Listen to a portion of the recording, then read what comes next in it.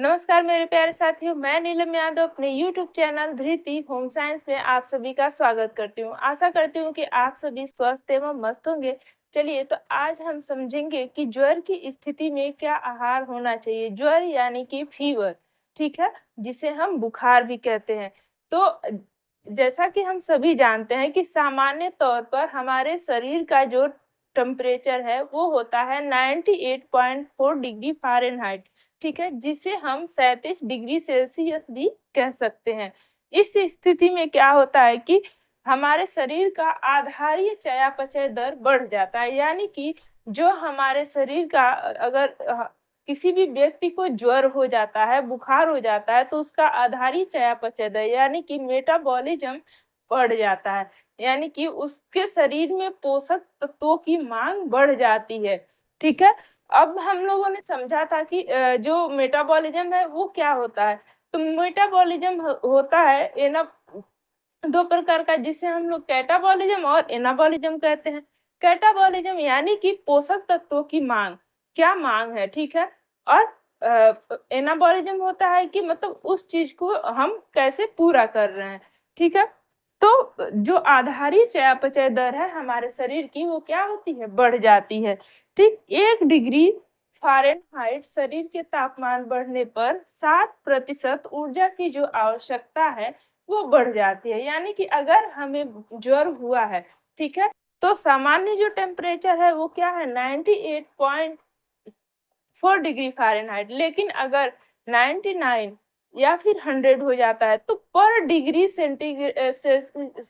Celsius या फिर Fahrenheit temperature हमारे शरीर के बढ़ने पर क्या होता है कि 7% अतिरिक्त ऊर्जा की मांग बढ़ जाती है। अगर हमारे शरीर में 1 डिग्री फ़ारेनहाइट टेम्परेचर बढ़ रहा है तो इस स्थिति में 7% ऊर्जा की मांग बढ़ेगी। 2 बढ़ रहा है तो 14% ऊर्जा की मांग बढ़ेगी, ठीक है।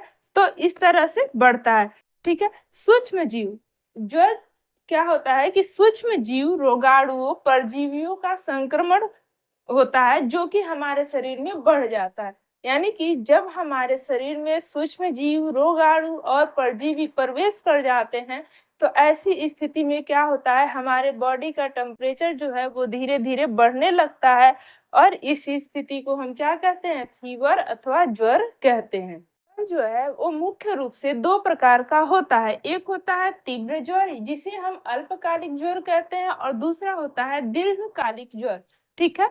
तीव्र ज्वर को हम एक्यूट फीवर भी कहते हैं और दीर्घकालिक ज्वर को हम लोग क्या कहते हैं, क्रोनिक फीवर कहते हैं, ठीक। एक्यूट फीवर जो है इसमें बुखार 104 से 105 डिग्री फ़ारेनहाइट तक रह सकता है, ठीक है। और ये क्या होता है, ये बहुत तेजी से चढ़ता है, ठीक है। और ज़्यादा लंबे समय तक ये नहीं होता है, मतलब कि ये तीव्र ज्वर होता है इसमें, लेकिन अल्प समय के लिए, कम समय के लिए होता है और ये जल्दी से ठीक भी हो जाता है। इसमें क्या होता है कि किसी आप लोग देखते होंगे कि किसी व्यक्ति को अगर ऐसे फीवर हो रहा है नॉर्मल, तो वो 103, 102, 104, 105 तक जाता है, फिर वो दवा लेने के बाद नॉर्मल हो जाता है। लेकिन कभी-कभी क्या होता है कि क्रोनिक फीवर हो जाता है अगर, तो व्यक्ति को लंबे समय तक फीवर होता है, यानी कि थोड़े समय में एक तेज हो जाएगा, फिर धीरे हो जाएगा, यानी कि उसको महीनों तक लगातार फीवर बना रहता है। जैसे क्षय रोग में, टीबी में, मलेरिया में, टाइफाइड में, इन सबों में क्या होता है, जो बुखार है उसका स्तर धीमी गति और तेज गति, धीमी गति, तेज गति ऐसे होता रहता है, ठीक है। तो ये क्या है, ये दीर्घ काल तक चलने वाले बुखार हैं, ठीक है, जिसे हम लोग क्रोनिक फीवर के नाम से जानते हैं। अब हम देखेंगे कि ज्वर की स्थिति में व्यक्ति के शरीर का चयापचय दर क्या होता है, ठीक है। तो जैसा कि हम लोगों ने पढ़ा कि 1 डिग्री फ़ारेनहाइट ज्वर बढ़ने पर 7% ऊर्जा की मांग बढ़ जाती है, ठीक है। एडिपोज तंतुओं का क्षय होने लगता है, यानी कि जो हमारे शरीर में वसीय तंतु हैं, उनका क्षय होने लगता है, वो नष्ट होने लगते हैं, ठीक है। प्रोटीन की मांग बढ़ जाती है। बुखार होने की स्थिति में हमारे शरीर में प्रोटीन की मांग बढ़ जाती है। जब हमारे शरीर में मांसपेशियों का जो कोशिकाएं हैं उनका क्षय होने लगेगा तो ऐसी स्थिति में क्या होगी, प्रोटीन की मांग बढ़ जाती है। ठीक है, श्वसन क्रिया और पसीना बढ़ने लगता है। फिर पाचन क्रिया खराब हो जाती है। जब ज्वर होता है तो ऐसी स्थिति में क्या होती है, हमारी पाचन क्रिया खराब होने लगती है। अब ऐसी स्थिति में हमें क्या पोषक तत्वों की मांग होनी चाहिए।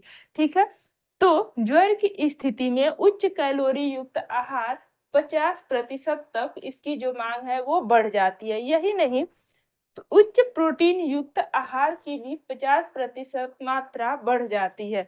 और कार्बोहाइड्रेट, वसा, खनिज लवण एवं विटामिन ए एवं सी की जो दैनिक मांग है वो भी बढ़ जाती है। और बुखार होने की स्थिति में हमें भरपूर पेय पदार्थों का सेवन करना चाहिए, जिससे कि जो एडिपोज तंतुएं हैं जिनका क्षय हो रहा है वो जल्दी से क्या हो, रिकवर हो जाए।